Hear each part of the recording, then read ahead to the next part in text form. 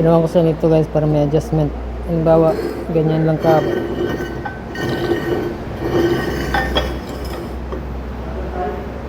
Yung lock.